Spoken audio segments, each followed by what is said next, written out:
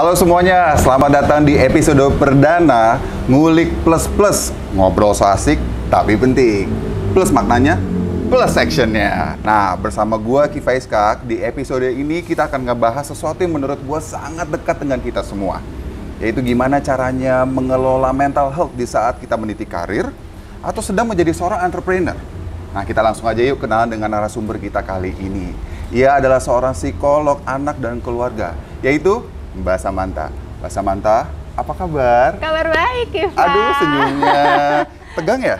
Enggak lah. Aku selalu tegang, Mbak. Tenang dulu, tenang. Tenang ya? Ntar Tenang. kalau tegang-tegangan, Saya nyetrum. kipasin pakai daun mau? Boleh deh, boleh.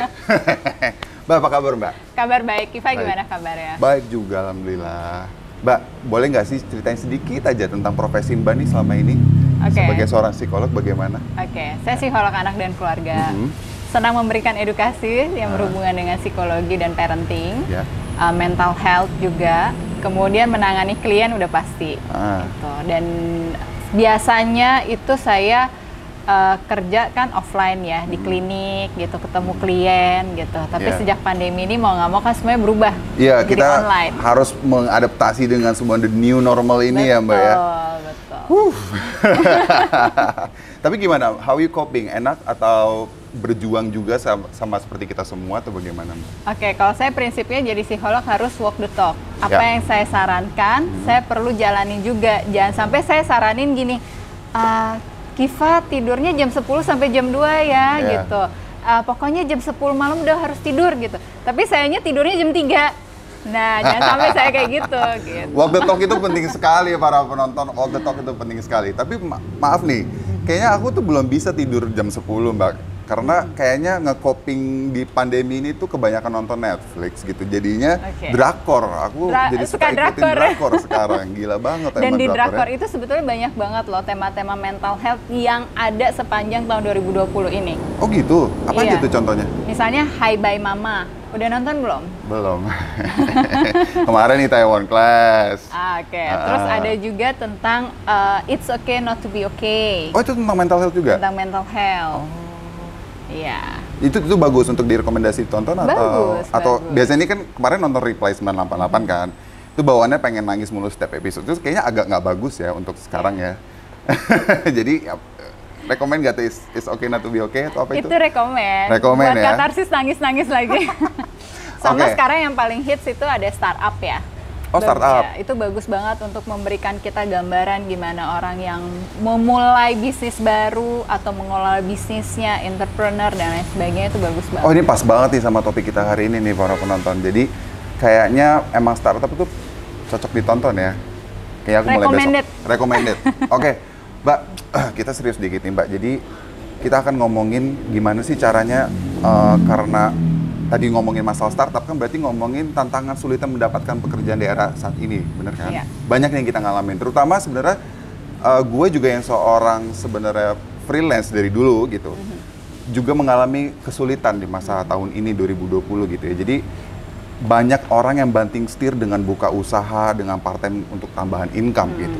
Nah, tanpa disadari nih ya, terutama gue juga gitu, makanya aku bilang relate gitu. Banyak orang yang stres.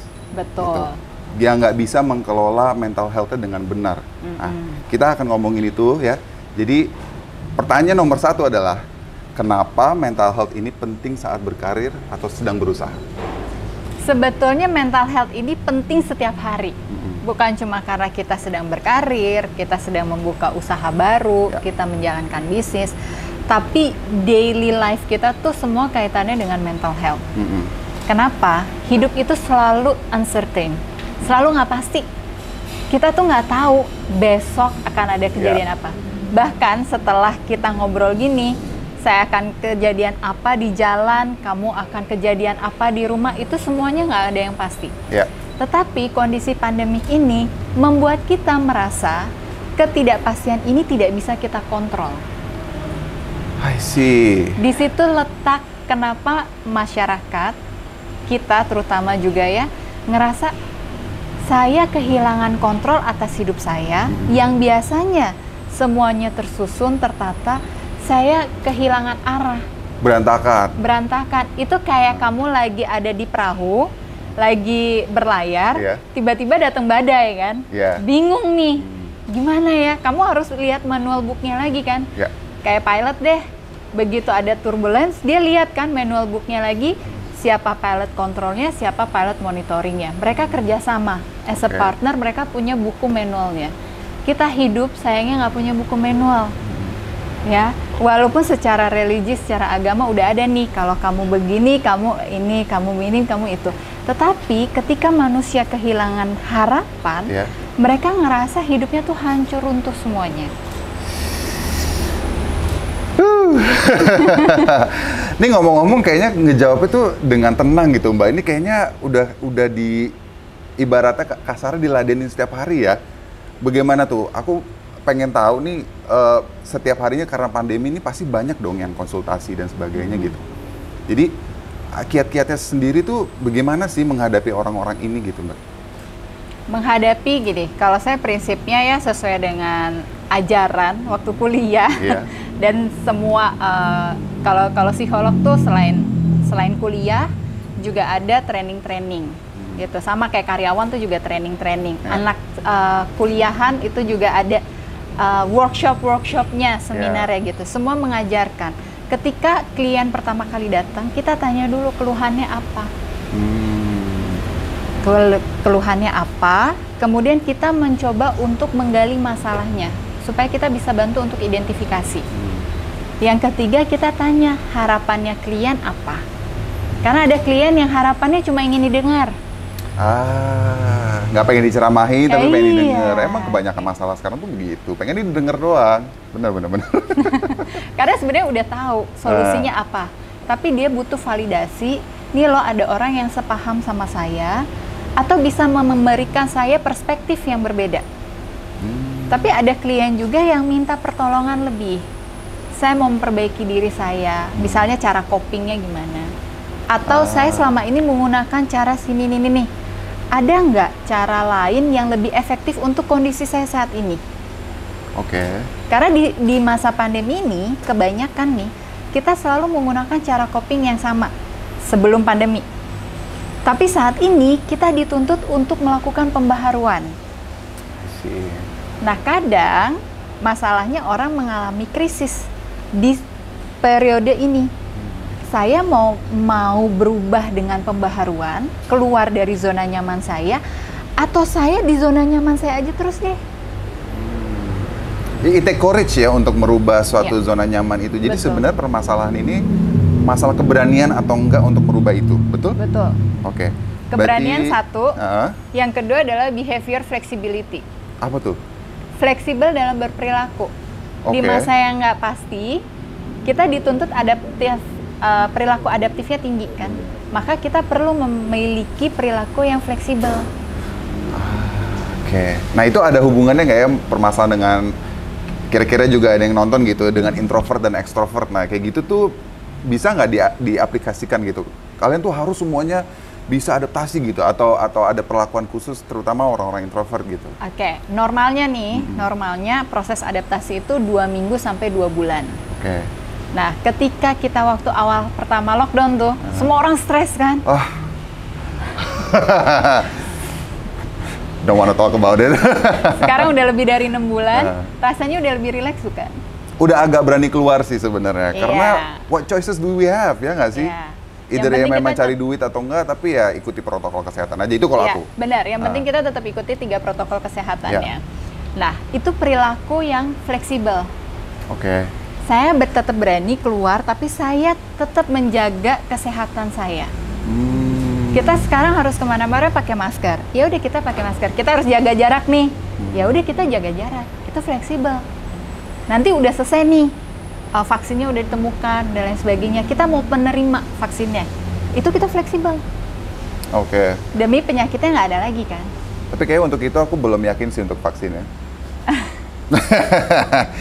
My opinion, Iya. karena agak takut ya gitu. Iya. Cuman nggak apa-apa, we'll see. Oke. Nah, Range umurnya, sorry, tadi oke. lanjutin ya. Terus udah gitu, kita setelah misalnya vaksinnya udah selesai, terus sudah tidak ditemukan lagi jumlah korban yang terkena COVID misalnya Ya, ya. amin. Terus kita kembali lagi kan hidup dalam kehidupan normal kita yang nggak pakai masker. Yes. Kayak 100 tahun yang lalu tuh waktu ada flu Spanyol, ya. itu kan 2 tahun, 3 tahun mereka harus pakai masker. Abis ini itu kayak lepas, nge-rewrite kan? history ya sebenarnya ya. Oh, oke. Nah, di klien-kliennya Mbak ini tuh range umurnya tuh kira-kira dari berapa ke berapa yang sering konsultasi datang ke Mbak? Oke, range umurnya itu variasi banget. Ada yang anak-anak, ada yang 40 tahun ke atas, ada. Tapi belum pernah dapat klien yang 50 tahun lebih belum. Berarti yang sebenarnya umur-umur produktif gitu ya? Iya. Bahkan anak-anaknya juga ada sampai ada yang konsultasi? Kan psikolog anak. Oh iya, betul juga. Saya lupa. Jadi biasanya kalau anak-anak pasti dibawa orang tuanya. Oh gitu. Mohon maaf, ini hujan. Bapak produser gimana? Hujan. Oke, para penonton, secara personal dan dari JRW Box, gue mau minta maaf karena tadi kita sempat berhenti ya Mbak ya, hujan gitu. Kebetulan produser kita pawang hujan yang udah biasa buat syuting-syuting, jadi dia bisa memberhentikan ini semua, akhirnya jadi panas banget sekarang. Agak berlebihan, memang maaf ya Mbak ya untuk menunggu. Kita lanjutin aja gimana obrolan Lanjutin kita? makan juga boleh? Oh boleh, oh iya. Kebetulan udah mau jam 12, saya lapar kayaknya nih. Terang banget, udah matang kayaknya Mbak. Oke, kita sambil ngobrolin ya Mbak. Tadi kan ngomongin masalah range produktifnya klien Mbak kan. Nah itu menyambungkan hal itu. Biasanya apa aja tantangan pekerjaan yang biasanya membuat mental health itu menjadi tidak baik? Tantangan pekerjaan siapa nih? Pekerjaan saya? Ya, tantangan pekerjaan apa yang biasanya membuat mental health itu menjadi tidak baik gitu? Secara umum ya? Secara umum. Kalau detail panjang Mbak, ntar kayak novel. Baru saya mau bilang nah, kan cocok kita. Oke, gimana? Nah, kalau secara umum tantangan dalam pekerjaan tuh udah pasti beban tugas, terus pengaturan waktu, ya, terus hubungan relasi dengan teman, rekan kerja atau dengan atasan. Oh, oke. Gitu, karena ini semua kan akan menyangkut bagaimana seseorang bisa produktif di dalam pekerjaannya. Katakanlah dia ada di satu lingkungan pekerjaan yang lingkungannya suka ngebully dia, bakal betah nggak dia ada di situ? Enggak sih. Enggak. Jadi dia akan terpengaruh kan produktivitasnya. Terus juga dari dirinya sendiri juga ada tantangannya. Mudah bosan atau persisten. Nah, biasanya orang yang suka mode bosan, dia suka pindah-pindah kerja tuh. Saya enggak loh. Adventurer. Adventurer iya. Ini iklan dikit, saya adventurer, tapi saya setia sama pekerjaan saya gitu. Kok jadi saya sih? Kaku amat ya, gue. Gitu, sis? Nah, biasanya jadi ketika misalnya gini, dia tuh aset yang berharga untuk perusahaan. Ketika dia bilang sama atasannya, saya mau resign nih karena saya udah diterima kerja di tempat yang lain. Atasannya karena merasa ini aset, kamu minta gaji berapa deh, asal jangan resign, saya naikin gajinya. Dia naik, bilang kan, sekian gitu, dia sebutin. Terus langsung dinaikin, kaget kan dia. Dia pikir, oke, berapa bulan bisa kok keep up dengan pekerjaannya dan tetap merasa nyaman di kantornya. Ternyata 3-6 bulan rasa bosannya muncul lagi. Oh. Itu. Jadi harus dicari tahu, memang karena faktor lingkungan kerjanya atau diri sendiri yang butuh tantangan atau pengalaman lain, biasanya apalagi usia-usia yang baru lulus kuliah tuh. I see. Nah, baru 1 tahun, 2 tahun kerja mau pindah. Lagi. Pengen tahu, pengen mengukur kemampuan dirinya tuh seberapa besar sih. Kalau di perusahaan, katakanlah gini, perusahaan internasional, dia udah oke banget nih, mau naik yang lebih besar lagi perusahaannya. Bisa nggak saya di perusahaan itu? Jadi mau challenge dirinya lebih. Nah, ini yang jadi tantangan. Dia bisa jadi tetap merasa nyaman nggak dengan perusahaan dia kerja sekarang, sehingga dia tetap produktif. Oke. Nah, kalau boleh tahu nih, ngomongin itu kan sebenarnya menurut gue itu kayak kasus pra-pandemi. Ya. Ya nggak sih gitu. Nah, sekarang nih kalau boleh tahu, maksudnya kalau boleh dibeberkan sedikit gitu dari klien-kliennya Mbak, kira-kira problemnya yang umur-umur produktif yang konsultasi dengan Mbak itu problem di kantornya apa sih yang membuat mental health mereka jadi menjadi-jadi gitu? Malah bukannya membaik tapi semakin memburuk gitu. Karena gue punya contoh gitu ya, waktu temen gue itu kerja di salah satu startup lah gitu. Ya udah lumayan lah di Jakarta ini, di Indonesia, sorry. Jadi dia ternyata banyak orang yang di-cut akhirnya semua pekerjaan dia yang harusnya udah bukan di posisi dia, itu ditumpahkan ke dia semua. Gitu. Oke. Nah, itu kan salah satu contohnya. Nah, kira-kira dari Mbak sendiri yang konsultasi ke Mbak, orang-orangnya apa sih yang mereka konsultasikan gitu? Oke, ini kita bicara data ya, data yang ada di lapangan, yang bisa aja nggak konsultasi sama saya, bisa aja sama Oke. psikolog yang lain juga. Ya. Tapi udah ada surveinya, udah terukur, udah ada datanya ya, yang dikalkulasi lah sama beberapa lembaga sama instansi. Pertama, tidak ada mobilitas selama pandemi ini. Oke. Nah, tingkat mobilitas yang rendah ini akan membuat orang kecenderungannya stres. Oh, karena duduk Duduk di rumah aja. Zoom 20 jam gitu Ya, kan. Ya. ada kan istilahnya Zoom fatigue, pandemic fatigue, cabin fever. Oke, ini kayak apa aja sekarang dijadiin ini ya. Kayak bukan kiasan, apa tuh namanya, dijadiin istilah-istilah ya. gitu. Slogan-slogan. Lucu sekali ya. Oke. Gimana terus? Ya, jadi kalau cabin fever itu kita ngerasa kita terjebak di satu ruangan kecil kan. Kamu kebayang kan naik pesawat ada cabinnya kan. Iya, iya. Nah, tapi ini di dalam rumah.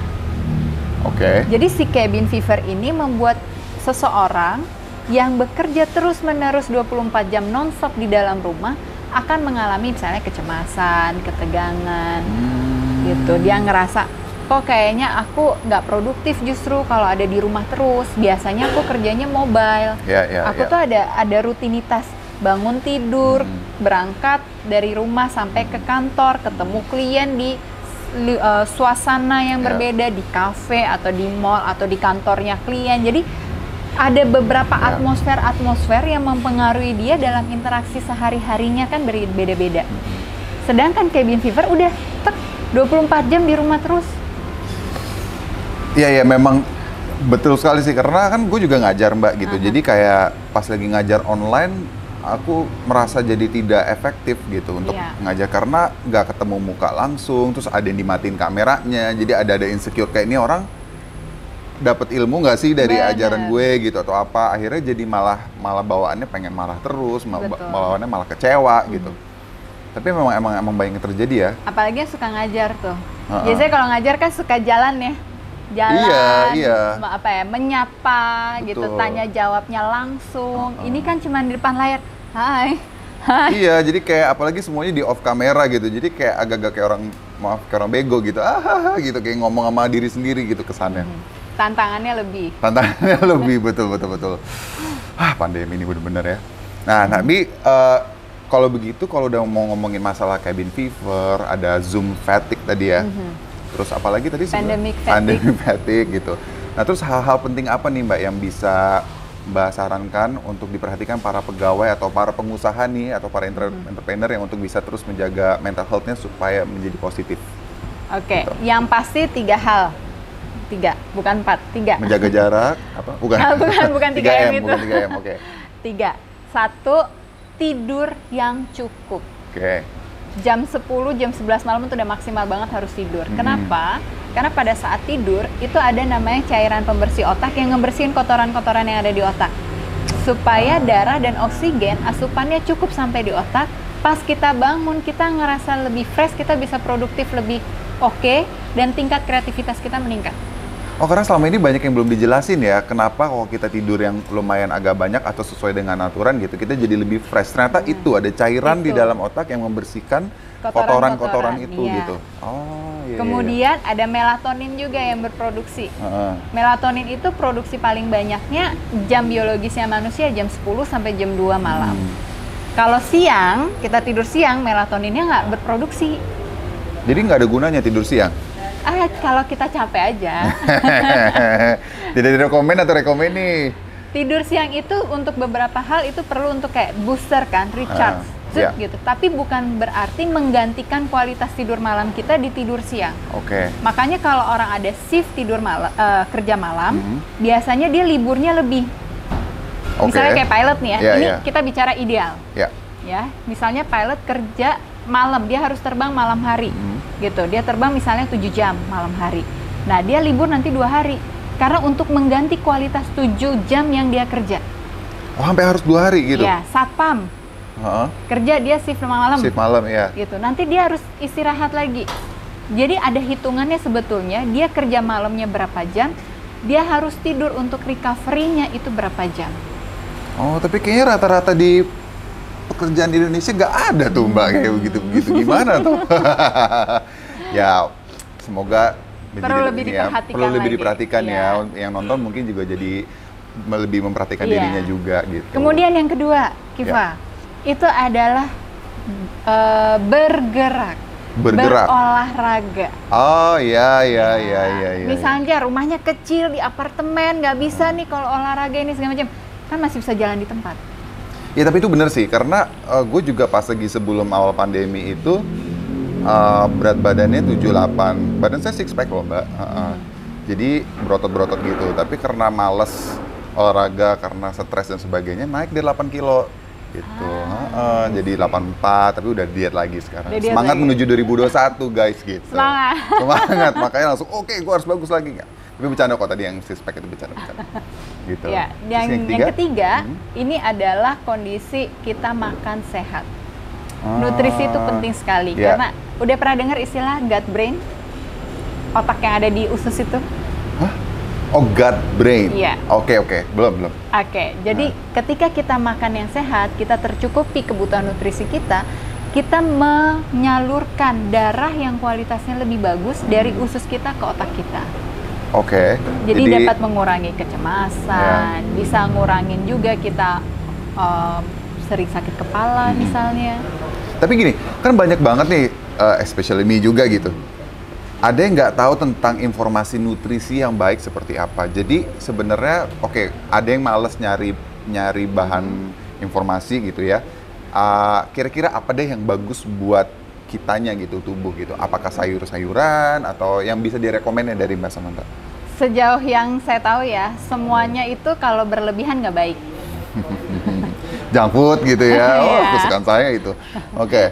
Jadi prinsipnya tetap makan makanan yang 4 sehat 5 sempurna itu loh. Itu kode ya tadi? Gitu. Minum dulu mungkin atau dimsumnya dimakan? Nanti habis ini saya makan dimsum. Boleh. Ini kebetulan dimsum kesukaan nih. Oh gitu, suka? Suka. Baru aja mau saya bagi tadi.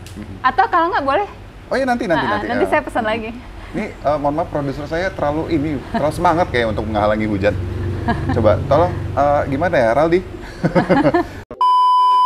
Oke. Jadi kalau kita bicara tentang nutrisi, semuanya perlu seimbang. Karbohidratnya perlu dapet. Jangan makan karbohidrat aja tapi nggak ada proteinnya. I see. Jangan makan sayur aja tapi nggak ada karbohidratnya. Ya. Gitu. Jadi semuanya sebisa mungkin seimbang. Dan jangan makan, sehabis makan langsung tidur, guys. Betul. Ingat ya, itu membuncitkan perut Anda. Betul? Setuju dong? Setuju. Itu terjadi sama saya soalnya, jadi saya bisa ngasih tahu.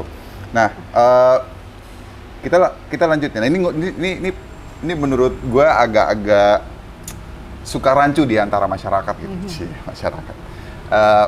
Bagaimana sih caranya membuat pikiran dan hati kita tetap baik agar terus bisa mindfulness? Nah kemarin sempet, ini prolog sebentar ya, ngomongin mindfulness itu sempet gue konsultasi gitu kan ngomong, apa sih sebenarnya mindfulness? Kalau gue itu makan pagi roti dengan kopi, nonton di Netflix gitu misalkan.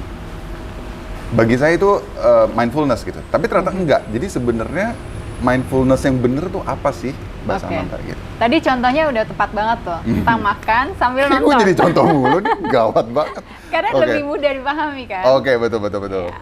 Nah, tadi makan apa? Roti, kopi? Roti, bakar, kopi hitam, terus kayak sama nontonnya nonton. Netflix. Jadi tuh kayak damai sendiri gitu, ritual lah ibaratnya. Ritual Dan sendiri. for me it's a mindfulness. Oke. Tetapi faktanya, mindfulness itu dibutuhkan benar-benar satu aktivitas satu waktu. Kamu mau nonton atau mau makan?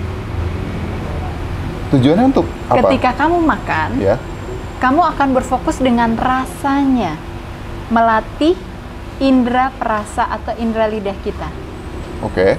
Sehingga tubuh kamu akan bersinergi membuat, oh iya, saya menerima makanan ini bernutrisi, membuat saya hidup saat ini. Saya bersyukur saya bisa makan roti bakar. Oke. Even kamu makan mie gitu ya, mie goreng gitu enak pagi-pagi, banget, sumpah. atau nasi goreng, nasi uduk gitu ya. Tapi rasanya akan lebih nikmat ketika kamu berfokus dengan rasa makanannya Daripada sambil nonton. iya. Karena sambil nonton, sorry, rambutnya Nggak apa-apa, ini panas. Emang produsernya kadang-kadang kan suka gitu. angin. Angin. Dia lagi bawa angin soalnya. Ketika kamu makan, kamu fokusnya nonton atau fokusnya ngobrol, kamu terlena sama rasa makanannya. Oke. Kamu nggak fokus sama lidah. Si organ lidahnya itu tidak dimanfaatkan. Sehingga kamu tidak menikmati bagaimana makanan itu berproses masuk ke tubuh. Beda loh sama orang yang misalnya nih makan dimsum ya, makan gitu, enak ya. Oh, dimsumnya nih ada rasa ayam, ada rasa udang, ada minyak wijennya juga, Ada rasa ada panas. garam panas gitu ya. Terus misalnya gini, rasanya dimsumnya dingin baru dari kulkas sama panas yang udah dipanasin, dihangatkan. Ya. Rasanya lebih nikmat yang mana? Yang sekarang ini yang langsung kena matahari gitu. Enak nih, Bener langsung ya? panas tuh, lihat berasap gitu.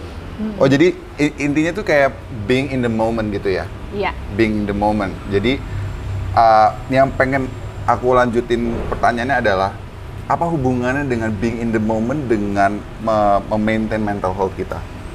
Gitu. Oke. Ketika kamu ada di saat ini, kamu mengurangi rasa kecemasan. Oke. Kamu mengurangi overthinking. Kan kamu nikmatin saat ini. Tadi nih waktu kita lagi ngukur ini nih, kan aku diem aja nih di sini. Iya. Gitu, terus ayo mbak sini. Enggak, udah sini nikmatin aja dulu. Iya, lagi panas, nggak apa-apa. Biasanya nggak dapet panas kok, lagi musim hujan kan. Nikmatin. Alhamdulillah ya, puji Tuhan bisa dapat matahari. Itu udah saya berada di sini, makanya kelihatannya mbak nggak kepanasan, nggak keringetan. Gitu. Oh, karena pikirannya tidak menuju ke hal yang negatif. Iya. Padahal sebenarnya bahaya loh mbak ini jam segini. Zen gitu di tengah siang-siang gitu, tenang, oh dapat matahari, padahal bisa kanker kulit. Gitu. Nggak, tapi Kan maksudnya, ini lengan oh iya panjang. bener juga, saya enggak, jadi ya bahaya, agak bahaya. Raldi tolong nih produsernya, aduh hujan dikit lah. Oke, Ya. gimana? Kemudian banyak hasil penelitian yang mengungkapkan bahwa teknik mindfulness ini ketika kita melatih seluruh organ indera kita, membuat kita jadi lebih punya kesejahteraan secara psikologis lebih tinggi dibanding yang lain yang tidak mempraktekkan itu. Oke. Kita ngerasa kita lebih damai, kita ngerasa kita lebih menjalani hidup yang berkualitas, kita ngerasa hidup kita ini penuh keberkahan atau abundance. Yang mana kalau kita nggak bisa ngerasa itu, kita akan lahirkan muncul overthinking, kita ngerasa kelam, aura kita kelihatannya gelap, gitu. Kita ngerasa kok I'm a failure ya, saya seorang yang gagal. Padahal kan enggak. Kita jalanin hidup tuh, tujuan hidup tuh cuma ya jalanin hidup gitu. Cuman kamu punya talenta apa, orang lain punya talenta apa. Yuk, ibaratnya kita rezeki bersatu. masing-masing lah ya. Kita bersatu dengan konsep tadi. Ya. Organnya itu, organ inderanya, mata. Saya melihat apa? Nah, seringkali orang tuh melihat, ngelihat nih ada pohon. Kamu mau observasi pohonnya nggak? Makanya kegiatan mindfulness tuh bisa jadi gini, lihat pohon. Oh, si pohon ini ada angin ya. Dia bergerak nih, similir. Oh, dia lebat ya. Ternyata ada buahnya juga. Itu kita belajar mengamati, mengobservasi. Itu membuat kita jadi lebih hadir di momen saat ini. Mengurangi overthinking, mengurangi kadar kecemasan. Oh, jadi latihannya seperti itu. Iya, kita lebih bersyukur. Dan orang yang lebih bersyukur biasanya lebih sukses dibanding yang tidak bisa bersyukur. Oke. Asik banget loh kata-kata kesimpulannya tadi, suka deh saya. Tapi kayak gini, apakah ini nggak tahu ya, ini hanya coba pengen diobrolin aja gitu. Apakah ngerasa insecure, ngerasa down atau ngerasa dia tidak punya prestasi atau apapun gitu? Apakah itu normal sebenarnya untuk merasakan itu sebelum menuju ke hal yang positif? Karena kayaknya yang gue pelajarin gitu di hidup tuh memang perlu keseimbangan gitu kan. Memang harus ada kesedihan, harus ada ini supaya untuk bisa mengetahui kebahagiaan itu seperti apa. Betul. Jadi merasakan kayak ada momen yang down itu sebenarnya nggak apa-apa. Nggak apa-apa. untuk sementara gitu kan. Iya, being vulnerable kan. Iya. Menjadi rapuh itu adalah salah satu step ketika kita mau lebih mengembangkan diri kita. Kita jadi tahu, oh saya tuh kurangnya di sini. Oh saya tuh lagi ngalamin kondisi gini. Sebaiknya saya melakukan coping yang seperti apa ya? Oke. Karena kalau kita tidak mau mengakui kerapuhan kita punya kecenderungan jadi denial. Menyangkal, enggak, gue baik-baik aja kok. Karena nggak mau mengakui kerapuhannya itu lah, si Iya, kerapuhan. padahal kita lagi gagal. Gue lagi nggak baik-baik aja, gue lagi ngerasa gagal nih, gue lagi nggak tahu pikiran harus melakukan apa di saat pandemi, gue kehilangan pekerjaan, gue begini, gue begitu. Tapi gue nggak tahu, nggak ada lagi orang yang support gitu. Ngerasa frustrasi, iya ngerasa frustrasi. Rasakan. Tapi apa yang perlu kamu kembangkan dari rasa itu adalah pilihan. Oke. Menjadi stres yang positif, eustress, atau terlena dengan perasaan itu terus-menerus akhirnya mengarah jadi distress dan depresi. Oh, jadi semua is all about choices. Jadi keberanian untuk bisa memilih dong, benar nggak sih Betul. gitu? Ujung-ujungnya keberanian untuk bisa memilih mau ini menjadi sesuatu yang akan menjadi positif atau terlena gitu kan? Iya. Jadi in order untuk kita bisa merevamp diri kita, jadi kita harus merasakan dulu gitu kan ya? Mengetahui bahwa kita lagi sedang merasa gagal mungkin gitu, salah satu contohnya. Iya, karena Tapi kalau habis kita itu kita baru pilih. ngerasa gagal, kita jadi bisa koreksi diri kan. Yes. Dan kita akan terima misalnya input dari orang lain, misalnya ada ide atau kreasi dari orang lain, lu mau nggak ikut gitu? Ya udah deh ikut aja deh, join dulu deh apa gitu ya, melakukan hal yang baru karena copingnya kan perlu yang baru. Ya. Misalnya tadinya industrinya kuliner, bangkrut misalnya pas pandemi ini, jadi harus berubah bisnis yang lain gitu. It's a part of journey kan. Ya. Kamu mau mengembangkan diri kamu.